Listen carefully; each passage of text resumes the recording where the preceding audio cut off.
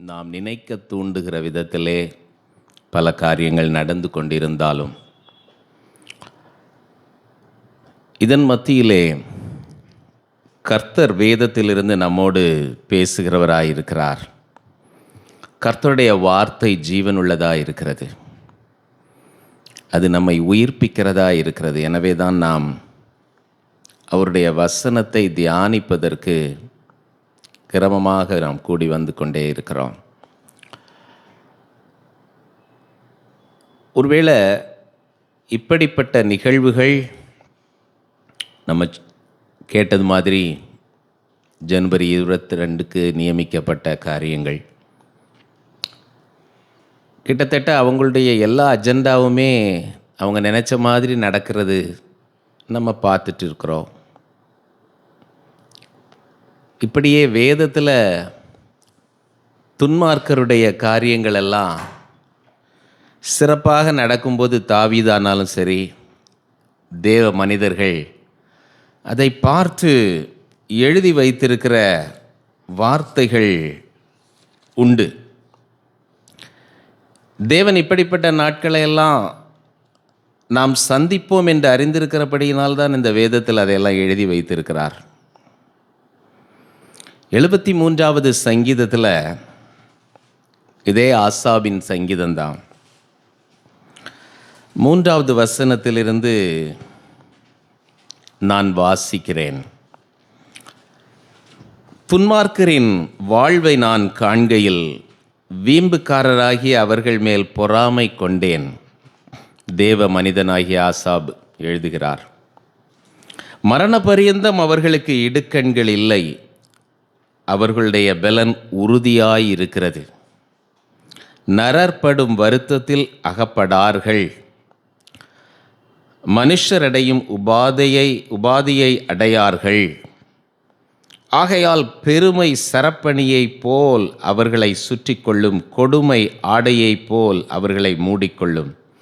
அவர்கள் கண்கள் கொழுப்பினால் எடுப்பாய் பார்க்கிறது, அவர்கள் இருதயம் விரும்புவதிலும் அதிகமாய் நடந்தேறுகிறது. அவர்கள் சீர்கெட்டு போய் அகந்தையாய் கொடுமை பேசுகிறார்கள், இருமாப்பாய் பேசுகிறார்கள். இதெல்லாம் நம்ம இன்றைக்கு உலகத்தில் பார்த்து கொண்டுதான் இருக்கிறோம். ஆனால் இதையெல்லாம் பார்த்து நம்முடைய மாம்சீகத்திலே நமக்கு சோர்வு வந்தாலும் தேவ ஆவியானவர் நம்மை உள்ளிருந்து உற்சாகப்படுத்துகிறவராய் இருக்கிறார் என்பதில் சந்தேகமில்லை. நமக்கென்று ஒரு நம்பிக்கை உண்டு, நமக்கென்று ஒரு புகலிடம் உண்டு. அவர் மாறாதவர். இதை பேதுரு எழுதும் பொழுது 2 பேதுரு 1வது அதிகாரத்திலிருந்து ஒரு சில வசனங்களை உங்களுக்கு காண்பிக்க விரும்புகிறேன்.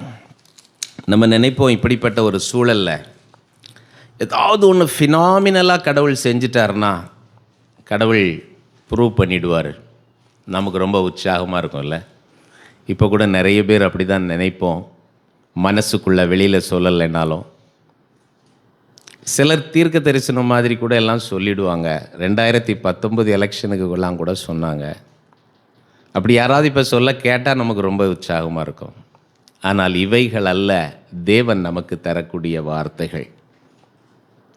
தேவன் எல்லாவற்றையும் அனுமதித்து நம்மை பக்குவப்படுத்தி சீர்படுத்தி செவ்வைப்படுத்தி எடுப்பதற்காக சூழல்கள் வழியாக நம்மை அனுமதிக்கிறார். எல்லாம் சுமூகமாய் நடப்பதினால் நாம் தேவனை துதிக்கிற ஒரு வாழ்க்கை அல்ல கிறிஸ்தவ வாழ்க்கை. We follow a religion which is called as in spite of Christianity. It's not because of Christianity. இப்படியெல்லாம் நடக்கிறதுனால பின்பற்றக்கூடியதல்ல கிறிஸ்தவம். என்ன நடந்தாலும், இப்படி நடந்தாலும் நாங்கள் அவரை பின்பற்றுவோம். வேத வசனத்தை அதனால தான் நம்ம ரொம்ப தியானிக்க வேணும்னு சொல்கிறது. அதுக்காக தான் நம்ம பைபிள் ஸ்டடி, பைபிள்னு பேசுகிறது. இந்த வசனம் நம்ம வாழ்க்கை அசைக்கப்படாமல் இருக்கணும். அசைக்கப்படாதுன்னு நம்ம நினைக்கிறதெல்லாம் அசையும் போதும் நம்ம அசையாமல் நிற்கணுன்னா வசனம்தான். வானமும் பூமியும் ஒழிந்து போகும், என் வார்த்தையோ ஒழிந்து போவதில்லை. மறந்துடக்கூடாது. இந்த பேதுரு ஆண்டவராகிய இயேசு கிறிஸ்து மறுரூப மலையிலே மகிமைப்படும் பொழுது கூட இருந்தவர். அவரை பார்த்து, அவரை தொட்டு, அவர்கிட்ட பழகி, அவர் மகிமைப்படுத்தப்பட்ட பொழுது கூட இருந்தவர். அவர் அந்த அனுபவத்தை இங்கே எடுத்து சொல்லுகிறார். நான் அதை உங்களுக்கு வாசிக்கிறேன். 16வது வசனத்திலிருந்து வாசிக்கிறேன். 2 பேதுரு 1வது அதிகாரம் 16வது வசனத்திலிருந்து வாசிக்கிறேன். நாங்கள் தந்திரமான கட்டுக்கதைகளை பின்பற்றினவர்களாக அல்ல, அவருடைய மகத்துவத்தை கண்ணார கண்டவர்களாகவே நம்முடைய கர்த்தராகிய இயேசு கிறிஸ்துவின் வல்லமையையும் வருகையையும் உங்களுக்கு அறிவித்தோம். இவர் என்னுடைய நேசகுமாரன், இவரிடத்தில் பிரியமாயிருக்கிறேன் என்று சொல்லுகிற சத்தம் உன்னதமான மகிமையிலிருந்து அவருக்கு உண்டாகி பிதாவாகிய தேவனால் அவர் கனத்தையும் மகிமையும் பெற்றபோது அவரோடே நாங்கள் பரிசுத்த பர்வதத்தில் இருக்கையில் வானத்திலிருந்து பிறந்த அந்த சத்தத்தை நாங்கள் கேட்டோம். இப்படி சொல்லிட்டு, இதெல்லாம் நாங்கள் பக்கத்தில் இருந்து பார்த்தோம்ப்பா அப்படின்னு சொல்லிட்டு சொல்கிறாரு. அதிக உறுதியான தீர்க்க தரிசன வசனமும் நமக்கு உண்டு. நாங்கள் கண்ணால் பார்த்ததை விட உறுதியான வசனம் இது. நாங்கள் பக்கத்தில் இருந்து கேட்டோம், இதெல்லாம் எங்களுக்கு சாட்சியாக இருந்தாலும் அதைவிட உறுதியான வசனம் நமக்கு உண்டு.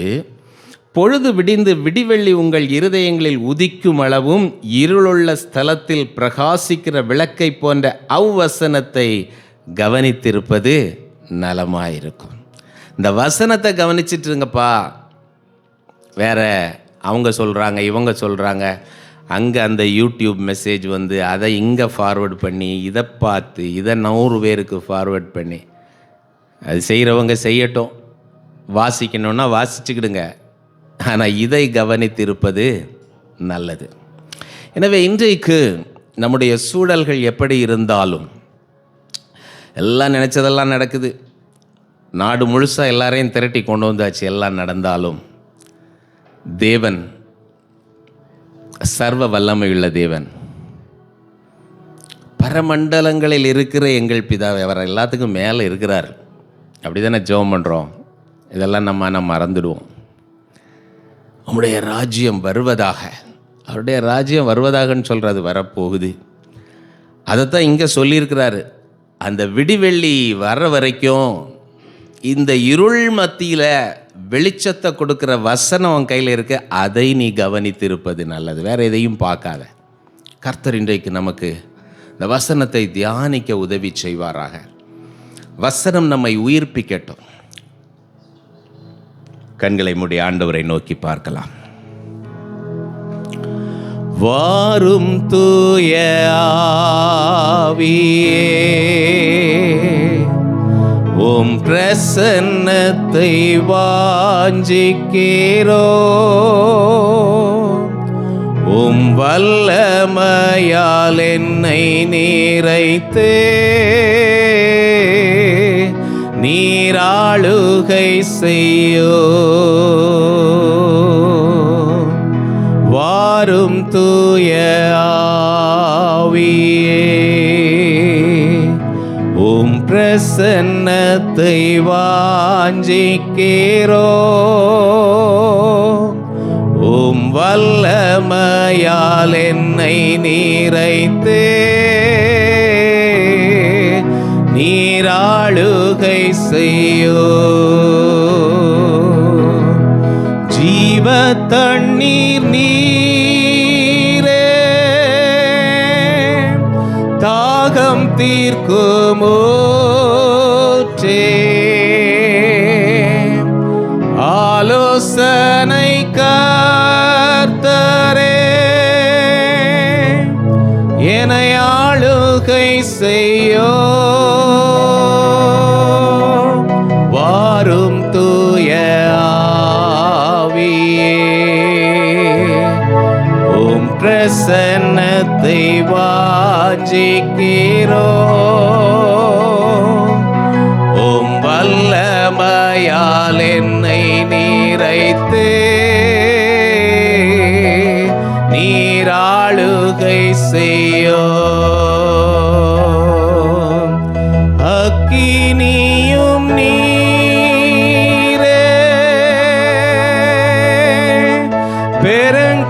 காற்றும் நீரே, பெருமழை போலவே உம் ஆவியை ஊற்றும். வாரும் தூய ஆவியே, உம் பிரசன்னத்தை வாஞ்சிக்கிறோம். உம் வல்லமையால் என்னை நீரைத்து நீராளுகை செய்யோ. எங்களை நேசிக்கிற நல்ல ஆண்டவரே, சுவாமி, இந்த மாலை வேளைக்காய் உமக்கு நன்றி செலுத்துகிறோம் அப்பா.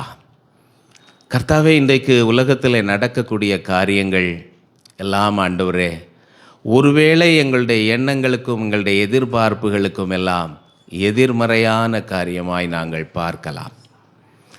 ஆனால் சர்வ வல்லமையுள்ள தேவன், நீர் ஆளுகை செய்கிறவர். உம்முடைய வல்லமைக்கு அப்பாற்பட்டது ஒன்றுமில்லை. இதோ மாம்சமான யாவருக்கும் நான் கர்த்தர், என்னால் செய்யக்கூடாத அதிசயமான காரியம் ஒன்று உண்டோ என்று நீர் சொல்லுகிறதை நாங்கள் நினைவு கூறுவோம் ஐயா. ஆண்டவரே, நீர் செய்ய நினைத்தது தடைப்படாத ஆண்டவரே. நீர் எதை செய்ய நினைத்தீரோ அதை நீர் செய்யும் என்று உம்முடைய கரத்தில் ஒப்பு கொடுத்து முழுமனதோடு உம்முடைய சித்தத்திற்கு எங்களையும் அர்ப்பணிக்க மாத்திரம் நீர் இந்த நேரத்தில் கிருபை தாரும். உம்முடைய வார்த்தை எங்களோடு இடைப்படட்டும். என்னோடு பேசும், எங்களோடு பேசும். இயேசுவின் நாமத்தில் கேட்கிறோம் பிதாவே, ஆமேன். எசேக்கியேல் தீர்க்கதரிசியின் புஸ்தகம் 22வது அதிகாரத்தை இன்றைக்கு நாம் தியானிக்கலாம் என்று நினைக்கிறேன். கடந்த வருடத்திலெல்லாம் நாம் முழுவதுமாக இடுக்கமான வாசல், நெருக்கமான வழியை பற்றி தியானித்தோம். இன்றைக்கு ஒருவேளை நாம் இன்னும் இடுக்கமான வாசல், நெருக்கமான வழியில் தான் நாம் சென்று கொண்டே இருக்கிறோம். ஒரு சத்தியத்தை நாம் நினைவு கூற வேண்டும். நெருக்கமான வழி என்றால் வழி நெருக்கம் என்று நினைப்பதை விட நாம் தேவனோடு நெருக்கமாய் நடப்பதற்கு அழைக்கப்பட்டு இருக்கிறோம் என்பதை மீண்டும் நினைவுபடுத்த விரும்புகிறேன். இந்த எசேக்கியேல் 22வது அதிகாரத்தில் நாம் பொதுவாக ஒரு வசனத்தை அதிகமாய் பார்ப்போம். 30வது வசனம், நான் தேசத்தை அழிக்காதபடிக்கு திறப்பிலே நிற்கவும் சுவரை அடைக்கவும் தக்கதாக ஒரு மனுஷனை தேடினேன், ஒருவனையும் காணேன். இந்த வசனத்தை நம்ம பல இடத்துல பலர் செய்தி கொடுப்பதெல்லாம் கேட்டிருக்கிறோம். திறப்பின் வாசல் ஜெபம் என்றெல்லாம் பல காரியங்களை கேட்டிருக்கிறோம். இது என்ன, இதனுடைய பின்னணியம் என்ன, இதனுடைய தாற்பயம் என்ன என்று அறிந்து கொள்ளலாம் என்று இந்த அதிகாரத்தை முதலிலிருந்து வாசித்தேன். அதை இன்றைக்கு தியானிக்க இருக்கிறோம். 22வது அதிகாரம் 1வது வசனத்திலிருந்து நாம் வாசிக்க இருக்கிறோம். நான் உங்களுக்கு வாசிக்கிறேன், நீங்கள் கவனியுங்கள். பின்னும் கர்த்தருடைய வார்த்தை எனக்கு உண்டாகி அவர், இப்போதும் மனுப்புத்திரனே, இரத்தம் சிந்தின நகரத்துக்காக நீ வழக்காடுவாயோ? வழக்காட மனதானால் நீ அதன் அருவருப்புகளையெல்லாம் அதற்கு தெரிய காட்டி அதை நோக்கி, கர்த்தராகிய ஆண்டவர் உரைக்கிறது என்னவென்றால், உன் காலம் வரத்தக்கதாக, அப்படின்னா உன் காலம் வரத்தக்கதாகனா உன்னுடைய நாட்கள் முடியத்தக்கதாக, towards your destruction, it is your doom என்று பல ஆங்கில மொழிபெயர்ப்புகளிலே நாம் பார்க்க முடிகிறது. உன் காலம் வரத்தக்கதாக, உன் நடுவிலே இரத்தம் சிந்துகிறதும் உன்னை தீட்டுப்படுத்தத்தக்கதாக உனக்கே விரோதமாய் நரகலான விக்கிரகங்களை உண்டு பண்ணுகிறதுமான நகரமே அப்படின்னு நீ அந்த நகரத்தை, அந்த ஜனத்தை பார்த்து சொல்லு என்று ஆண்டவர் சொல்லுகிறார். இந்த எசேக்கியேல் தீர்க்க தரிசன புஸ்தகத்தின் ஆரம்பத்தை நாம் பார்ப்போம் என்று சொன்னால், எசேக்கியேல் தேவனுடைய பிள்ளைகள் அல்லது யூதர்கள் அடிமைகளாக எருசலேமிலிருந்து பிடிக்கப்பட்டு பாபிலோனுக்கு சென்ற கூட்டத்தில் இருக்கிறார். 3 முறையாக அவர்கள் சிறைப்பிடிக்கப்பட்டு சென்றார்கள். 2வது சிறை பிடிப்பிலே சென்ற யோயாக்கீன் ராஜாவின் 6வது அவர் சிறைப்பிடிப்பிலே 6வது ஆண்டிலே ஆண்டவர் பேசினார் என்று நாம் இங்கே 5ஆம் வருஷத்திலே என்று போடப்பட்டிருக்கிறது. எசேக்கியேல் 1:2 நாம் பார்க்க முடிகிறது. அந்த சிறைப்பிடிப்புக்கு பின்பாக சிதேக்கியா ராஜா ஆட்சி செய்கிறார். அவர் 11 ஆண்டுகள் ஆட்சி செய்த பின்பு 3வது சிறையிருப்பு. அப்போ இந்த எசேக்கியேல் தீர்க்க தரிசனம் அவருக்கு வெளிப்படுத்தப்பட்ட காலத்திலிருந்து இன்னும் 6 ஆண்டுகள் எருசலேமிலே யூதர்கள் வாழ்ந்து கொண்டிருக்கிறார்கள். ஆனால் எசேக்கியேலோ இங்கே பாபிலோனிலே சிறைப்பட்டு போன கூட்டத்தில் இருக்கிறார். அந்த ஆற்றண்டையிலே அவர் போய் நின்று கொண்டிருக்கிறார். ஒருவேளை அவர் ஒரு ஆசாரியனுடைய மகன், தேவனுடைய தீர்க்கதரிசியாய் இருக்கிறவர். இந்த ஆசாப் எப்படி கைவிரித்து நின்றது போல இவர் இங்கே நின்று கொண்டிருக்கிற நேரத்தில் ஆண்டவர் பேசுகிறார். ஆண்டவர் விளங்குகிறார், இந்த தேசத்தை பாழ்கடிப்புக்கு நான் விட்டு கொடுத்தது ஜனங்களுக்கு வருத்தம் என்பது அவருக்கு தெரிகிறது. என் பிள்ளைகள் கஷ்டப்படுகிறார்கள், அடிமைப்பட்டு கஷ்டப்படுகிறார்கள் என்பது தெரிகிறது. இந்த எசேக்கியேல் தீர்க்கதரிசியின் மனம் உழன்று கொண்டிருக்கிறது என்றும் தெரிகிறது.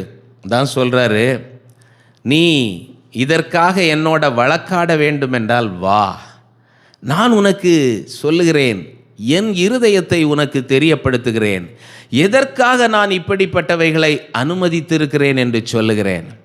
நீ முதல்ல போய் அவங்கள்ட்ட சொல்லு. 2 காரியங்கள், I have 2 charges against them. 1 bloodshed, 2 idolatry. 1 இரத்தம் சிந்துதலுக்கு ஏற்ற பாவத்திலே அவர்கள் சீர்கெட்டு போனார்கள். நமக்கு நன்றாக தெரியும், மனாசே மன்னன் அதற்கு முன்பாக ஆட்சி செய்தவன், தன் சொந்த பிள்ளைகளையே பலி செலுத்தினவன், விக்கிரகங்களை கொண்டு வந்து ஆலயத்திற்குள்ளே அவைகளை நிறுவி எல்லா பொல்லாப்பையும் செய்தான். இப்படி பல ராஜாக்கள் தீங்கான காரியங்களை செய்தார்கள். இன்னும் தேசத்திலே நியாயம் இல்லாமற் போயிற்று என்பதை நாம் வேறு தீர்க்க தரிசன புஸ்தகத்திலெல்லாம் நாம் பார்க்க முடிகிறது. ஏழைகளுடைய நியாயம் விற்கப்பட்டு போயிற்று என்பதையெல்லாம் நாம் ஓசியா தீர்க்க தரிசிகளெல்லாம், ஆமோஸ் தீர்க்க தரிசன புஸ்தகத்திலெல்லாம் படித்திருக்கிறோம். இப்படி பொல்லாது மக்கள் நிறைந்த இந்த காலத்திலே நியாயம் விற்கப்பட்டு போய் அவர்கள் கொலையுண்டு போகிறதினால் தேவன் வருத்தமடைந்து இந்த நகரம், இந்த பட்டணம் இரத்தம் சிந்துதற்கு பெயர் போன நகரம். அதை நான் கேட்கிறேன். 2வதாக விக்கிரக ஆராதனை, பலவிதமான காரியங்களை எனக்கும் அவர்களுக்கும் ஜனங்களுக்கும் இடையிலே கொண்டு வந்து, அது ஒருவேளை பொருளாசையாக இருக்கலாம், அவர்கள் வாங்குகிற பொல்லாத காரியங்களாயிருக்கலாம், அசுத்தமாயிருக்கலாம், விபச்சாரமாயிருக்கலாம், எதுவாயிருந்தாலும் தேவனுக்கும் மனுஷனுக்கும் இடையிலே வருகிறது ஒரு விக்கிரகம். இந்த 2 காரியங்களை குறித்து நீ அவர்களுக்கு எடுத்து சொல்லு. அத 2வது வசனம், வழக்காட மனதானால் நீ அதன் அருவருப்புகளை எல்லாம் அதற்கு தெரிய காட்டி இதெல்லாம் சொல்லு. இந்த 2 தலைப்புக்கு கீழே உள்ள bloodshed, idolatry உள்ள காரியங்களை இந்த அதிகாரத்திலே ஆண்டவர் குறிப்பிட்டு சொல்லுகிறார், என்னென்ன செய்தார்கள் என்று. அதை நாம் சற்று புரிதமாக நாம் பார்க்கலாம். பார்க்கும் பொழுது 5வது 6-7 வசனங்களை பார்க்கும் பொழுது அங்கே இரத்தம் சிந்துதலை பற்றி சொல்கிறார். உனக்கு சமீபமும் உனக்கு தூரமுமான தேசங்களில் மனுஷர் நீ அவகீர்த்தி உள்ளதென்றும் அமளி பெருத்ததென்றும் உன்னை பரியாசம் பண்ணுவார்கள். இதோ இஸ்ரவேலின் அதிபதிகளில் அவரவர் தங்கள் புயபலத்துக்கு தக்கதாக உன்னில் இரத்தம் சிந்தினார்கள். உன்னிலுள்ள தாய் தகப்பனை அற்பமாய் எண்ணினார்கள். உன் நடுவில் பரதேசிக்கு இடுக்கண் செய்தார்கள். உனக்குள் திக்கற்றவனையும் விதவையையும் ஒடுக்கினார்கள். இதெல்லாம் நடந்தது. ஆகையினால நான் என்ன சொல்கிறேன், நீ அமளி பெருத்தவன் என்று எல்லாரும் பரிகாசம் பண்ணுற அளவுக்கு உன்னை நான் விட்டுறேன். நீ செய்ததெல்லாம் இவ்வளோதான். ஆனால் உனக்குள்ளே இன்னும் அதிகமான குழப்பங்கள், உனக்குள்ளே கலவரங்கள், உனக்குள்ளே போராட்டங்கள், இவைகளெல்லாம் உண்டாவதற்கு நான் உன்னை விட்டு விடுகிறேன். இன்றைக்கி நம்ம தேசத்துலையும் பார்த்தா ஜனத்துக்கு விரோதமான ஜனம், வெறுப்புணர்வை தூண்டக்கூடிய சக்திகள் எல்லாம் கிரியை செய்து கொண்டிருக்கிறது. இதற்கு தேவன் ஏன் அனுமதிக்கிறார்? நமக்கு இந்த தவறுகளிலே பங்கு உண்டா? கிறிஸ்தவர்களுக்கு இந்த தவறிலே பங்கு உண்டா? ஒன்று விக்கிரக ஆராதனை, இன்னொன்று இரத்தம் சிந்துதலுக்கு ஏற்ற பாவங்கள். யோசித்து பார்க்கலாம். என்னென்னலாம் நம்ம சமுதாயத்தில், கிறிஸ்தவ சமுதாயத்தில் நடந்திருக்குது நாம் அறிவோம். அதெல்லாம் இப்போ நாம் பேசலை, நம்ம யோசிச்சுக்கலாம். ஆண்டவர் அதனால் தான் இதெல்லாம் அனுமதிக்கிறேன்னு சொல்கிறாரு. அவர் சொல்லுகிறது எருசலேமுக்கு. நமக்கு அது பொருத்தமாக இருக்குமோ? சிந்தித்து பார்க்கலாம். 8வது வசனம், நீ என் பரிசுத்த வஸ்துக்களை அசட்டை பண்ணி என் ஓய்வு நாட்களை பரிசுத்த குலைச்சல் ஆக்கினாய். 8வது வசனத்திலிருந்து அப்படியே டயகனலாக 26வது வசனத்தையும் கவனித்தீங்கன்னா, அதன் ஆசாரியர்கள் என் வேதத்துக்கு அநியாயம் செய்து என் பரிசுத்த வஸ்துக்களை பரிசுத்த குலைச்சலாக்குகிறார்கள். பரிசுத்தம் உள்ளதற்கும் பரிசுத்தம் இல்லாததற்கும் வித்தியாசம் பண்ணாமலும் அசுத்தம் உள்ளதற்கும் அசுத்தம் இல்லாததற்கும் உண்டான வேற்றுமையை காண்பியாமலும் இருந்து என் ஓய்வு நாட்களுக்கு தங்கள் கண்களை மூடிக்கொள்ளுகிறார்கள். யாரு? ஆசாரியர்கள். அவர்கள் நடுவிலே நான் கனஈனம் பண்ணப்படுகிறேன். இப்படி ஆண்டவருக்கு பரிசுத்த குலைச்சலை குறித்து பல காரியங்கள் இருக்கிறது. இதில் நாம் கவனிக்க வேண்டிய ஒன்று, பரிசுத்த வஸ்துக்களை பரிசுத்த குலைச்சல் ஆக்குகிறார்கள் என்பது. இன்றைக்கு ஒரே ஒரு காரியத்தை சொல்கிறேன், எத்தனையோ எடுத்துக்கலாம். கம்யூனியன் எடுக்கிறதுல எத்தனை பேர் அதை முக்கியமாக எண்ணி அதற்குரிய மரியாதையை கொடுத்து தங்களை ஆயத்தப்படுத்தி அதில் போய் எடுக்கிறாங்க? ஒரு கம்யூனியன் கொடுக்கிறதுக்கு முன்பாக இதனுடைய முக்கியத்துவம் என்று எடுத்து சொல்லக்கூடிய சபைகள் எத்தனை? ஒன்றுமே சொல்லாமா ஆயத்தமாக இருக்கவங்கெல்லாம் வாங்கன்னு சொல்லிட்டு கண்ணு முன்னாடியே நிற்கிறவங்க எப்படிப்பட்டவங்கன்னு தெரிஞ்சாலும் அவங்களுக்கும் கம்யூனியன்லாம் கொடுக்கறது தான் இன்றைக்கு நடந்து கொண்டே இருக்கிறது. திருச்சபையாரும் அதை குறித்து கவலைப்படுவதில்லை, ஆசாரியர்களும் அதை குறித்து கவலை. ஒருவேளை ஆசாரியர்களுக்கு அவங்கள நிறுத்த முடியாது, ஆனால் அதை குறித்த ஒரு ஆயத்த செய்தியை கொடுக்கலாம். இல்லை, பரிசுத்த வஸ்துக்களை அவர்கள் பரிசுத்த குலைச்சலாக்குகிறார்கள். பரிசுத்தம் உள்ளதற்கும் பரிசுத்தம் இல்லாததற்கும் வித்தியாசம் பண்ணாமல் போய்விடுகிறார்கள். எபிரேயர் 10வது அதிகாரம் 29வது வசனத்திற்கு திருப்பிக் கொள்ளலாம். அங்கே எபிரேயர் நிருபத்தை ஆக்கியோன் அழகாக எழுதுகிறார். 28, 29 நான் வாசிக்கிறேன். மோசேயினுடைய நியாய பிரமாணத்தை தள்ளுகிறவன் இரக்கம் பெறாமல் 2-3 சாட்சிகளின் வாக்கினாலே சாகிறானே. தேவனுடைய குமாரனை காலின் கீழ் மிதித்து தன்னை பரிசுத்தம் செய்த உடன்படிக்கையின் இரத்தத்தை அசுத்தம் என்றெண்ணி, இதை அசுத்தம் என்று தமிழில் டிரான்ஸ்லேட் பண்ணியிருக்கிறாங்க. ஆங்கிலத்தில் பார்த்தீங்கன்னா தேவனுடைய அந்த பிளட்டை சாதாரண பொருளாக நினைக்கிறது. who can profane the blood of the Lord, அதாவது அதுக்கு ஒரு மரியாதையே இல்லாமல் போட்டு சாதாரண பச்சை தண்ணி மாதிரி அதை யூஸ் பண்ணாங்கன்னா என்ன அர்த்தம்? அதைத்தான் இங்கே அசுத்தம் என்றெண்ணின்னு சொல்லுகிறார். யாரும் அசுத்தமாக அதை நினைக்கல, ஆனால் அதை கேர்லெஸ்ஸாக யூஸ் பண்ணுறது தான். ஆங்கிலத்தில் பார்த்தா ப்ரொஃபேன் என்று தான் போட்டிருக்கு. என்றெண்ணி கிருபையின் ஆவியை நிந்திக்கிறவன் எவ்வளவு கொடிதான ஆக்கினைக்கு பாத்திரவானாய் இருப்பான் என்பதை யோசித்து பாருங்கள். ஒரு அர்ப்பணிப்பு இல்லாமல் இன்றைக்கு தேவனுடைய வஸ்துக்களிலே பங்கு பெறுவதும் அதை பயன்படுத்துவதும் தேவனுக்கு பிரியமில்லாத காரியம். இன்றைக்கு இவைகள் நடந்து கொண்டிருக்கிறது என்றால் ஆண்டவர் சொல்லுகிறார், நீ என்னிடத்தில் வழக்காடு முன்பாக இதை போய் உன் ஜனத்துக்கு சொல்லு என்று சொல்லுகிறார். தொடர்ந்து பார்க்கும் பொழுது 9வது வசனம், இரத்தம் சிந்துதலை, இப்போ இரத்தம் சிந்தும்படி அபாண்டம் பேசுகிறார்கள். அபாண்டம்னா என்னது? அபாண்டமாக பொய் சொல்கிறான்வாங்க இல்லை. ஒரு ஆளை பற்றி குறைச்சி அடிக்கணும்னா கொஞ்சம் ஒரு ட்விஸ்ட் கொடுத்து சொல்கிறதெல்லாம் இன்றைக்கி கிறிஸ்தவர்களுக்கு ரொம்ப சாதாரணமான காரியம். அது மொத்தமான பொய்யாக இருக்காது, பொய் இல்லாதது மாதிரி இருக்கும். ஆனால் புரிஞ்சுக்கிறவன் அதை தப்பாக தான் புரிஞ்சுக்குவான்னு சொல்கிறவனுக்கு தெரியும். That's called grey statement, it's not black. அப்படி தெரிஞ்சாலும் அது அழகாக அப்படி சொல்லி அப்படி ஒரு இம்ப்ரெஷனை க்ரியேட் பண்ணிவிடுவாங்க. அபாண்டமாய் பொய் சொல்லுகிறவன், ஸ்லாண்டரத் என்று ஆங்கிலத்தில் போடப்பட்டிருக்கிறது.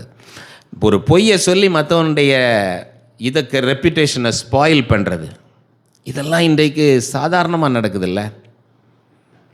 சில ஊழியர்கள் கூட இப்படி செய்கிறத நான் கவனிச்சிருக்கிறேன். சாதாரணமாக எடுத்து சொல்லிவிடுவாங்க. யார்கிட்டையோ ஒன்று கேட்குறது அதை நிச்சயமானு கூட தெரியாத எடுத்து இங்கே விட்டு சொல்லிவிடுவாங்க. சரி, அது என்னதான்னு சொல்லுங்கன்னு கேட்டால் சொல்ல மாட்டாங்க, அதை அப்படி விட்டுருவாங்க. இப்படிப்பட்ட பொல்லாத காரியங்களை தேவன் இன்றைக்கு நம்மிலே வெறுக்கிறார்.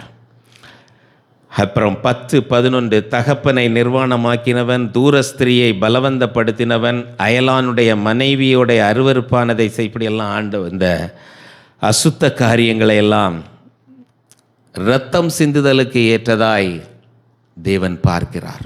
இப்படிச்செல்லாம் தப்பு செய்கிறதுனால அங்கே சண்டை, சச்சரவு, அழிவு, கொலை இதெல்லாம் நடக்குதே. ஆண்டவர் இதையெல்லாம் பார்த்துட்டு சும்மா இருக்காருன்னு நம்ம நினைக்கிறோம். எல்லாத்துக்குள்ள ஒரு கியூமுலேட்டிவ் எஃபெக்ட் தான் அவர் தேசத்துக்கு மேலே நான் அழிவை கொண்டு வருகிறேன் என்று சொல்லுகிறார். இனி 14வது வசனத்துக்கு வாங்க. 12, இரத்தம் சிந்தும்படிக்கு பரிதானம் வாங்கினவர்கள் உன்னில் இருக்கிறார்கள். வட்டியையும் பொலிசையையும் வாங்கி, பொலிசைன்னா என்னது? நான் நினைக்கிறேன் இன்னைக்கு நிறைய விதமான வட்டி இருக்குல்ல, அதை பற்றி இப்போ பேசினா அது ஒரு தனி சப்ஜெக்ட். இன்ட்ரெஸ்ட்டை கொடுக்காததுக்கு இன்னொரு interest, which is called penal interest. பேங்க்கில் அது இருக்குது. சிலருக்கு வேறு என்னெல்லாம் பிளேடு வட்டி என்னெல்லாமும் இருக்குது. இப்படியெல்லாம் செய்கிற கிறிஸ்தவர்கள் இருக்கிறார்களா? ஆண்டவர் இப்படி அநியாயமாய் வட்டி சம்பாதிக்கிறத விக்கிரக ஆராதனையாய் பார்க்கிறார். இதோ அநியாயமாய் சம்பாதித்த பொருளின் நிமித்தம் உன் நடுவில் சிந்தின இரத்தத்தின் நிமித்தமும் நான் கை கொட்டுகிறேன். கை கொட்டுறேன்னா பாரு என்ன செய்ய போகிறேன் பாரு. நான் உன்னில் நியாயம் செய்யும் நாட்களின் இருதயம் தாங்குமோ? அப்பொழுது உன் கைகள் திடமாயிருக்குமோ? கர்த்தராகிய நான் இதை சொன்னேன், இதை நிறைவேற்றுவேன். நான் உன்னை புறஜாதிகளுக்குள்ளே சிதறடித்து உன்னை தேசங்களிலே தூற்றி உன் அசுத்தத்தை உன்னில் ஒழிய பண்ணுவேன். இப்படிப்பட்ட காரியங்களெல்லாம் நான் செய்வேன் ஆண்டவர் சொல்கிறாரு. இது எல்லாவற்றையும் செய்வதற்கு காரணம் 2 முக்கியமான காரியங்கள். உன்னிலே இரத்தம் சிந்துதலும், இன்னொன்று விக்கிரக ஆராதனையும் நிறைந்து காணப்படுகிறது என்று ஆண்டவர் சொல்லுகிறார். இப்படியே நம்ம பார்த்து அதை ஃபுல்லாக நீங்கள் பார்த்துட்டே வந்தீங்கன்னா வீட்டில் போய் படிங்க, டைம் இல்லை. இனி சொல்ல வேண்டிய வேறு சில சத்தியங்கள் இருக்கிறது. இப்போது 25வது வசனத்தை பார்க்கும் பொழுது, அதில் உள்ள தீர்க்கதரிசிகள் அதன் நடுவில் கட்டுப்பாடு பண்ணுகிறார்கள். கர்ச்சிக்கிற சிங்கம் இரை கவ்வுகிறது போல ஆத்துமாக்களை அவர்கள் பட்சிக்கிறார்கள். திரவியத்தையும் விலையுயர்ந்த பொருள்களையும் வாங்கி கொள்ளுகிறார்கள். அதன் நடுவில் அநேகரை விதவைகளாக்குகிறார்கள். இன்னைக்கு நம்ம நிறைய இடத்துல இந்த டிவி ப்ரோக்ராம்ஸ் இதெல்லாம் பார்த்தா கிரீடி ப்ரீச்சர்ஸ் நிறைய பார்க்கலாம். எப்படியாவது மனிதர்களிடத்திலிருந்து அந்த திட்டம் இந்த திட்டம் எல்லாம் சொல்லி பணத்தை ஒரு பக்கம், இப்போ அவர்களை கெடுத்து பேசுகிறதற்கு ஒரு சேனல், இதை பார்க்குற 3வது நபர் சிரிச்சிட்டு இருப்பாங்க. இதெல்லாம் இன்றைக்கு கிறிஸ்தவ சமுதாயத்தில் நடந்து கொண்டு தான் இருக்கிறது. ஆண்டவர் இதை எல்லாவற்றையும் வெறுக்கிறார். ஜனங்களுக்கு உண்மையாய் தேவனுடைய வார்த்தையை சொல்லி, தேவனுடைய அன்பை எடுத்து சொல்லி, தேவனிடமாய் மனம் திரும்புதலுக்கு ஏற்ற கனிகளை கொடுக்கும்படி நடத்துகிற ஊழியர்கள் இன்றைக்கு மிகவும் மிகவும் குறைவு. எந்த ஊழியத்தை எடுத்துக்கிட்டாலும் நம்ம பார்க்கிறது கடைசியில் இந்த ஒரு சிக்கல் வருது. ஆகையினால் ஆனால் பணம் இல்லாமல் ஊழியம் செய்ய முடியாது. ஆனால் எதை நாம் பிரதானப்படுத்தி காட்டுகிறோம், இதுதான் முக்கியம். ஆண்டவர் இங்கே சொல்கிறது மாதிரி காரியங்கள் நடக்கிறதா? சில இடங்களிலே நாம் பார்க்கிறோம், இல்லை என்று சொல்ல முடியவில்லை. அதில் நடுவில் அநேகரை விதவைகளாக்குகிறார்கள். அப்புறம் ஆசாரியர்கள் பற்றி உள்ளதை நம்ம படித்தோம். இப்படி ஆண்டவர் எல்லாவற்றையும் சொல்லிவிட்டு 28வது வசனத்தில் பார்க்குறோம், வருவோம். அதன் தீர்க்கதரிசிகள் அபத்தமானதை தரிசித்து பொய் சாஸ்திரத்தை அவர்களுக்கு சொல்லி கர்த்தர் உரைக்காதிருந்தும் கர்த்தராகிய ஆண்டவர் உரைத்தார் என்று. இது ரொம்ப காமன். கர்த்தர் உரைக்காதிருந்தும் கர்த்தர் உரைத்தார் என்று சொல்லி அவர்களுக்கு சாரமற்ற சாந்தை பூசுகிறார்கள். 2019 இதெல்லாம் வராத, ஆட்சி போயிடும்னு சொல்கிறதெல்லாம் சாரமற்ற சாம்பல் பூசினது தான். இது மாதிரி நம்ம அங்கங்கே கேட்டிருப்போம். நீங்கள் என்ன யோசிச்சுக்கிடுங்க, நான் எதுவும் சொல்ல, இந்த ஒன்று தான் நான் சொல்கிறேன். ஆண்டவர் பேசாதிருந்தும் ஆண்டவர் பேசினார் என்று சொல்ல வேண்டிய அவசியம் என்ன? ஜனங்களை எப்படியாவது சந்தோஷப்படுத்திடணும்னு ஆண்டவர் சொன்னாரா? நானும் இன்றைக்கி வருஷத்துக்கு ஆரம்பத்தில் தான் பேசுகிறேன். பைபிளில் இருக்கிறத நம்ம சொல்லணும், அதுதான் ஆண்டவர் நமக்கு கொடுத்துருக்கிறது. இப்போ இதெல்லாம் சொல்லிட்டு தேசத்தின் ஜனங்கள் இடுக்கண் செய்து கொள்ளையடித்து சிறுமையையும் எளிமையானவனை ஒடுக்கி அந்நியனை அநியாயமாய் துன்பப்படுத்துகிறார்கள். இப்படியெல்லாம் நடக்கிறதுனால தான் நான் தேசத்தை அழிக்காதபடிக்கு திறப்பிலே நிற்கவும் சுவரை அடைக்கவும் தக்கதாக ஒரு மனுஷனை தேடினேன், ஒருவனையும் காணேன். இன்னைக்கு அந்த ஒரு மனுஷனா நம்ம மாற முடியுமா?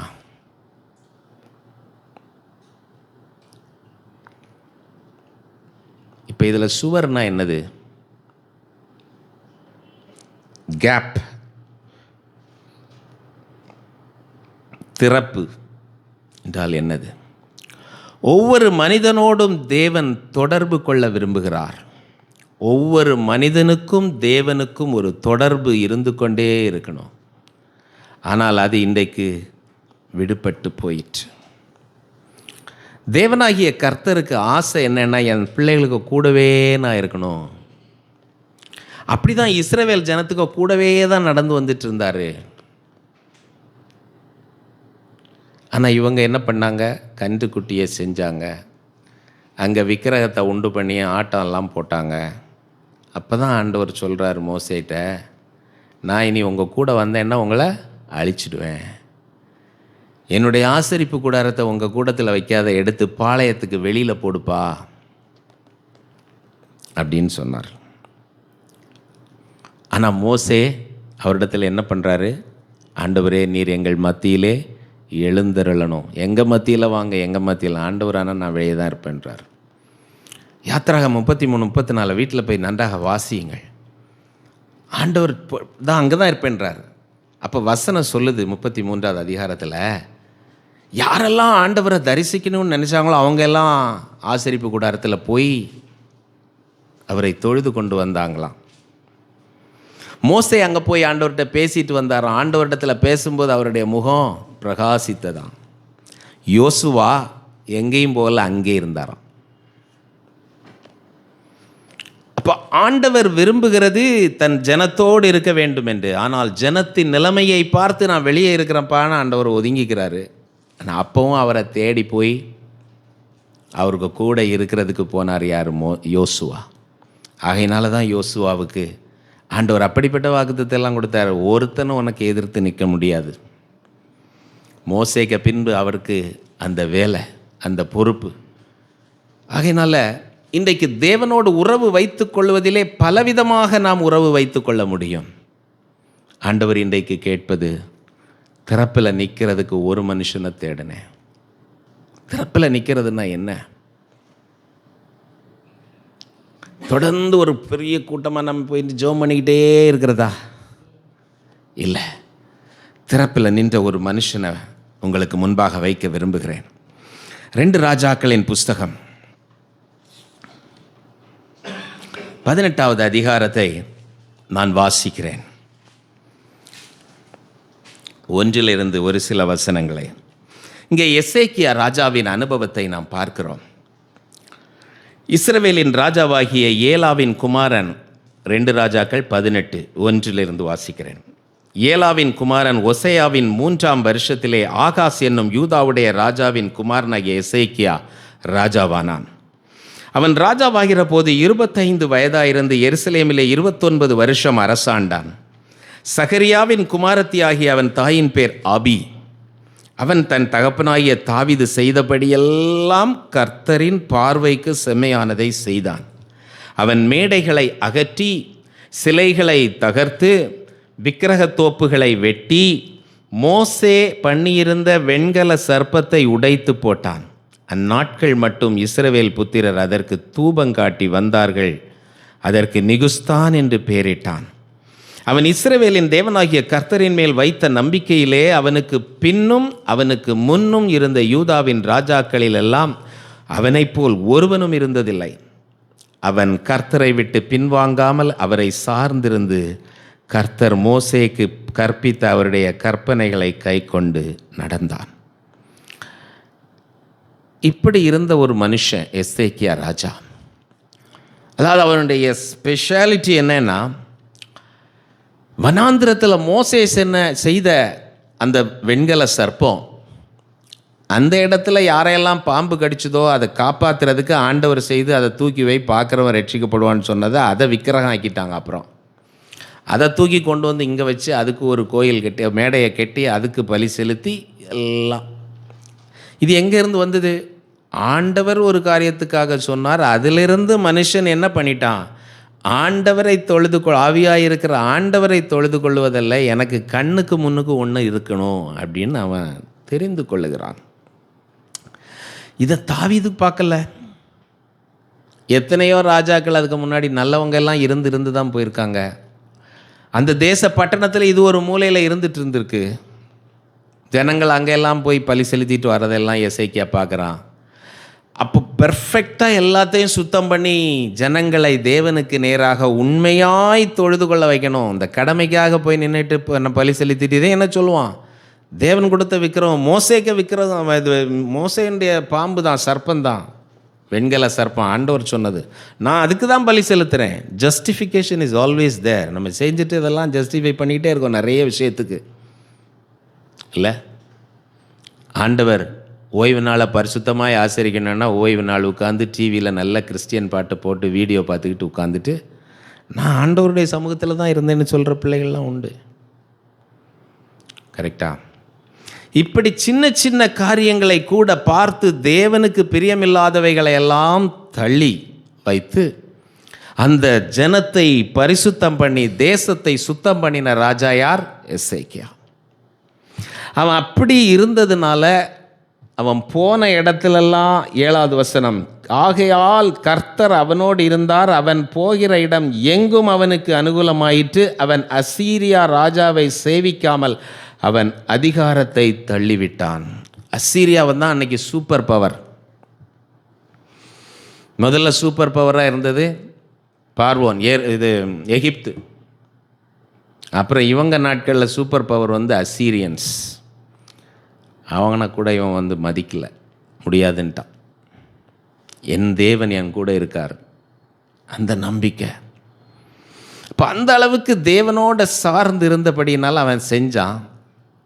ஆனால் இப்போ அசீரிய ராஜா இவனுக்கு விரோதமாய் நிற்கிறார். இதற்கு பின்பாக இருக்கக்கூடிய 9 முதல் 12, 11 வரைக்கும் உள்ள வசனங்களை நீங்கள் பார்த்தீங்கன்னா, இந்த டைமில் தான், இவனுடைய நாட்களில் தான் வடதேசமாகிய இஸ்ரேல் தேசத்தை அசீரியர்கள் பிடித்து அடிமைகளாக்கி கொண்டு சென்று விட்டார்கள். இதையும் இவன் பார்க்குறான். இப்போ அடிமைகளாக்கின பிறகு இப்போ திருப்பி தென் தேசமாகிய யூதா தேசத்திலே இவர்கள் யுத்தத்திற்கு வருகிறார்கள். நின்று இவனை பயமுறுத்துகிறார்கள். பயமுறுத்தும் போது இதில் பல காரியங்களை நாம் பார்க்க முடிகிறது. 13வது வசனம், யூதாவின் ராஜாவாகிய எசேக்கியாவின் 14ஆம் வருஷத்திலே அசீரியா ராஜாவாகிய சனகரிப் யூதாவில் இருக்கிற அரணான சகல பட்டணங்களுக்கும் விரோதமாய் வந்த அவைகளை பிடித்தான். எல்லாத்தையும் கொஞ்சம் கொஞ்சமாக பிடிச்சு நெருக்கம் ஆரம்பிக்கிறது. எப்படி நமக்கு இன்றைக்கி தோற்றம் அளிக்குது பாருங்கள், நெருக்கம். அதுபோல் அவனுக்கு ஒரு நெருக்கம் ஆரம்பிக்கிறது. ஆனால் அவன் தேவனோடு நெருங்கி வாழ்ந்தவினால்தான் அவன் பயப்படலை. இப்போது அதோடு நின்றுச்சா? இல்லை, அடுத்த ஸ்டேஜ் போகுது. 19வது வசனம். நமக்கு இதெல்லாம் தெரிஞ்சது தான், நான் அதனால் ஹைலைட்ஸ் மட்டும் வசனத்தில் எடுத்து சொல்கிறேன். 19வது வசனம். ரப்சாக்கே, சனகரிப்புடைய தளபதி ரப்சாக்கே அவர்களை நோக்கி, அசீரியா ராஜாவாகிய மகாராஜாவானவர் உரைக்கிறதும் நீங்கள் எசேக்கியாவுக்கு சொல்ல வேண்டியதும் என்னவென்றால், நீ நம்பியிருக்கிற இந்த நம்பிக்கை என்ன? யுத்தத்திற்கு மந்திராலோசனையும் வல்லமையும் உண்டென்று நீ சொல்லுகிறாயே, அது வாய்ப்பேச்சை அன்றி வேறல்ல. நீ என்னை விரோதிக்கும்படி யார் மேல் நம்பிக்கை வைத்திருக்கிறாய்? இதோ நெறிந்த நாணல் கோலாகிய அந்த எகிப்தை நம்புகிறாய். அதின்மேல் ஒருவன் சாய்ந்தால் அது அவன் உள்ளங்கையில் பட்டு உருவிப்போம். எகிப்தின் ராஜாவாகிய பார்வோன் தன்னை நம்புகிற யாவருக்கும் அப்படியே இருப்பான். இப்படியெல்லாம் சொல்லிட்டு, நீ எகிப்தை நம்புறியா?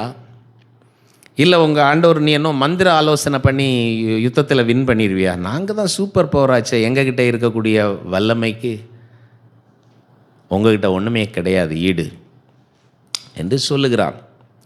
சொல்லிட்டு அடுத்த வசனத்தை கவனிங்க. நீங்கள் என்னிடத்தில் எங்கள் தேவனாகிய கர்த்தரை நம்புகிறோம் என்று சொல்லுவீர்களாகில் அவருடைய மேடைகளையும் அவருடைய பலிபீடங்களையும் அல்லவோ எசேக்கியா அகற்றி. இதுதான் என்னது? அந்த பாம்பு சர்ப்பத்தை இவர் தூக்கி மாற்றினதை ஜனங்களெல்லாம் அப்படி பேசிகிட்டு இருக்காங்க. இது யார்?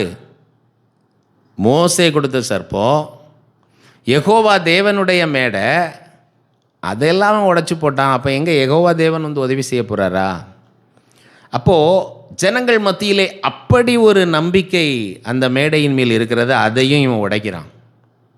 இப்போ தேவனோடு இவன் எந்த அளவிற்கு நெருங்கி இருந்தால் ஜனங்கள் மத்தியிலே காணப்படக்கூடிய இப்படிப்பட்ட மூட பழக்கங்களையும் எதிர்த்து நிற்பதற்கு அவன் வல்லமையுள்ளவனாயிருந்திருப்பான். சிந்தித்து பார்க்க அழைக்கப்படுகிறான். இப்படி பேசுகிறான். 23, நான் உனக்கு 2000 குதிரை, 23 25 வாசிக்கிறேன். இப்போதும் கர்த்தருடைய கட்டளை இல்லாமல் இந்த ஸ்தலத்தை அழிக்க வந்தேனோ? இந்த தேசத்திற்கு விரோதமாய் போய் அதை அழித்து போடு என்று கர்த்தர் என்னோடே சொன்னார் என்றான். யார் சொல்கிறா? ரப்சாக்கே. ஆண்டவர் சொன்னாரா? கவனிப்போம். ஏசாயா 10வது அதிகாரம் 6வது வசனத்தை எடுத்துக்கொள்வோம். பக்கம் 816, பக்கம் 816, 6வது வசனம், 5லேருந்து வாசிக்கிறேன். என் கோபத்தின் கோலாகிய அசீரியனுக்கு ஐயோ, அவன் கையில் இருக்கிறது என் சினத்தின் தண்டாயுதம். அவன் கையில் தண்டாயுதத்தை நான் தான் கொடுத்து வச்சுருக்கேன்னு ஆண்டவர் சொல்கிறார். அவபக்தியான ஜனங்களுக்கு விரோதமாய் நான் அவனை அனுப்பி எனக்கு கோபமூட்டின ஜனத்தை கொள்ளையிடவும் சூறையாடவும் அதை வீதிகளின் சேற்றை போல் மிதித்து போடவும் அவனுக்கு கட்டளை கொடுப்பேன் அப்படின்னு ஆண்டவர் சொல்லியிருக்கார். அப்போ கட்டளை கொடுத்துருப்பார். ஆனால் நோக்கம் வேற. இவங்களை அழித்து போடுறதுக்கு கட்டளை கொடுக்கல, இவங்களை செவ்வைப்படுத்துவதற்காக கட்டளை கொடுத்துருக்கலாம். அதைத்தான் வந்து இங்கே சொல்கிறான். இப்படியெல்லாம் வந்து யாராவது சொன்னால் நமக்கு எப்படி இருக்கும்? நம்ம ஆயத்தப்பட வேண்டும். வசனத்தை, இருள் நிறைந்த இடத்துல வெளிச்சம் கொடுக்குற வசனத்தை பிடித்து கொள்வது நல்லது. அப்போ இவன் எப்படி பயந்துருக்கலாம் சொன்னான். இதெல்லாம் தொடர்ந்து பார்ப்போம். இப்போது அவனுடைய இல்கியாவின் குமாரனாகிய எலியாக்கீம், செப்னாவும், இவனுடைய தலைவர்கள் யார்? எசேக்கியாவுடைய பிரதானிகள். இது எல்லாத்தையும் கேட்டுட்டு மெதுவாக அவன்கிட்ட சொல்கிறாங்க. ரப்சா கேட்டப்பா, நீ இதெல்லாம் யூத பாஷையில் சொல்லாத, எங்கள் ஜனங்கள்லாம் கேட்டு டிஸ்டர்ப் ஆகிடுவாங்க. நீ ஓம் பாஷையிலே சொல்லி எங்களுக்கு புரியும். அவங்க தான் ஃபோர் ஃப்ரண்ட்டில் நிற்கிறாங்க இந்த பிரதானிகள் எல்லாம். ஆனால் ரப்சாக்கே, அவன் எல்லாம் கேட்கணுன்னு தான் நான் இதையே வந்து பேசுகிறேன். அதுக்கு கீழே இருக்க வசனத்தை பாருங்கள், ரொம்ப ரஃப் லாங்குவேஜில் பேசியிருப்பார். அவெல்லாம் கேட்கணுன்னு தாண்டா நான் இதை சொல்கிறேன் சொல்லிட்டு மீண்டும் யூத பாஷையிலே தொடர்ந்து பேசினான். பாருங்கள், ஒரு மனுஷனுக்கு தீங்கு நாள் வரும் பொழுது அது எந்த அளவிற்கு பலத்தோடும் வல்லமையோடும் வந்து நிற்குது. ஆண்டவர் அனுமதிக்கிறார். யாருக்கு? தன்னை உண்மையாய் தேடின எசேக்கியாவின் வாழ்க்கையில். ஆனால் ஜனங்கள் எப்படி இருக்கிறாங்க? மோசமாக இருக்கிறாங்க. ஜனங்களை சீர்படுத்த வேண்டும். இவன் உண்மையாய் தேவனை தேடினவன் தான். இப்போது தொடர்ந்து இந்த காரியங்கள் எல்லாம் நடக்கிறது.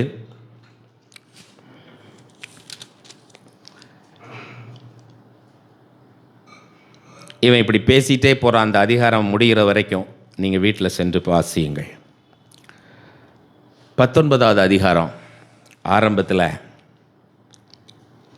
ராஜாவாகிய எசேக்கியா அதை கேட்டபோது, இவன் சொன்னது எல்லாத்தையும் வந்து நின்று இவனுக்கு சொல்கிறாங்க எசேக்கியாவுக்கு.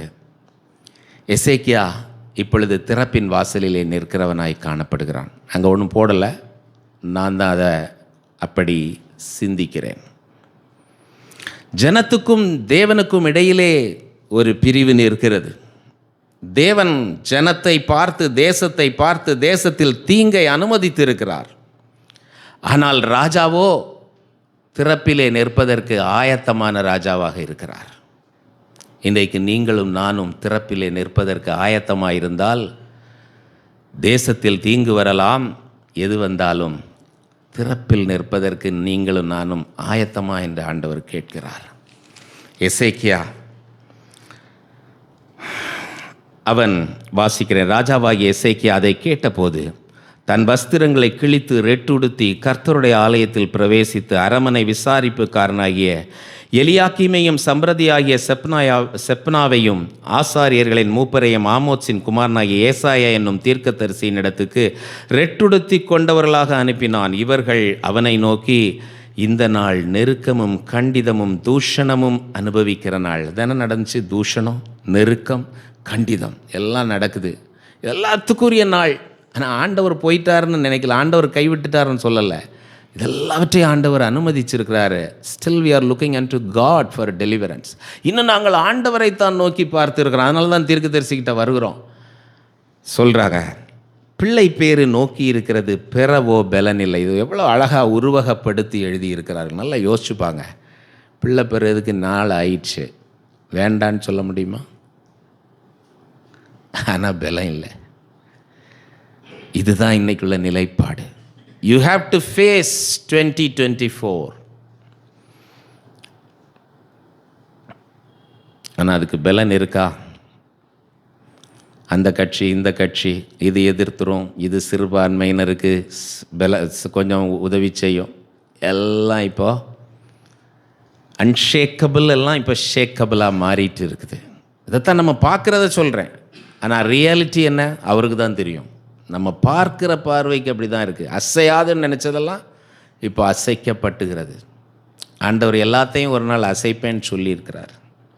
ஆனால் நம்முடைய விசுவாசம் அசையாததாக இருக்க வேண்டும். அதற்கு தான் வேத வசனத்தை பிடித்து கொள்ள வேண்டும்.